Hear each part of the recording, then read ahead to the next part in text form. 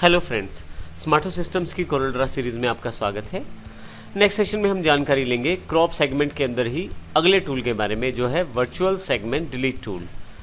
अब हमारे पास virtual segment delete tool बहुत ही इंपॉर्टेंट है। यदि मैं इसको क्लिक कर लूँ तो आपके पास यहाँ पे जो आइकॉन है वो वर्चुअल सेगमेंट टूल के आइकॉन जैसा हो जाएगा, अर्थात आपका जो कर्सर है वो वर्चुअल सेगमेंट डिलीट टूल जैसा हो जाएगा। अब यहाँ पे आप यदि हिंट सेक्शन हिट डॉकर में देखें तो आपके पास वर्चुअल सेगमेंट डिलीट टूल की जानकारी दी गई है। अगर आपका कोई ऑब्जेक्ट काफ़ी सारी लाइन सेगमेंट से मिलकर बना हुआ है तो आप उनको बारी बारी से पर्टिकुलर सेगमेंट को डिलीट कर सकते हैं। उसके लिए आप वर्चुअल सेगमेंट टूल को प्रयोग कर सकते हैं।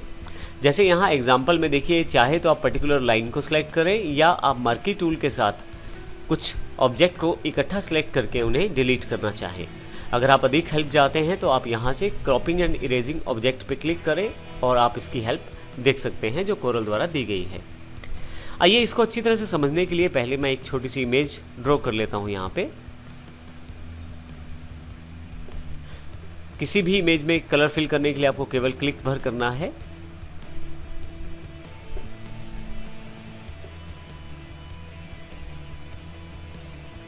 मैंने यहाँ पे एक छोटा सा इमेज ड्रॉ किया है और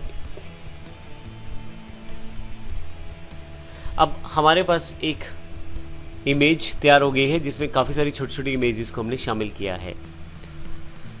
यहाँ से हमने पहले से ही वर्चुअल सेगमेंट डिलीट टूल को सिलेक्ट कर लिया है। यहाँ क्लिक करके आप उसको सिलेक्ट कर सकते हैं। अब आप यदि माउस के कर्सर की तरफ देखें तो आइकॉन जो है माउस का या माउस का जो कर्सर स्टाइल है वो चेंज हो गया है। हल्का सा जूम इन कर लेते हैं हम यहाँ से ताकि हमें सब चीज़ क्लियर रहे हमारे सामने स्क्रीन पे। अब यदि मैं इस कर्सर को बिल्कुल साथ में बाउंड्री लाइन पे लेकर जाता हूँ तो आप देखेंगे इसका आइकॉन हल्का सा चेंज हो जाता है। आप देखें यहाँ पे अलग है और यहाँ पे अलग है। अब अगर मैं किसी भी पर्टिकुलर सेगमेंट को डिलीट करना चाहता हूँ तो मुझे केवल इस तरह से सिलेक्ट करना है। आप देखेंगे वो सेगमेंट डिलीट हो जाएगा। इसी तरह से ये सेगमेंट नहीं चाहिए, डिलीट कर देता हूँ। ये सेगमेंट नहीं चाहिए, डिलीट कर देता हूँ।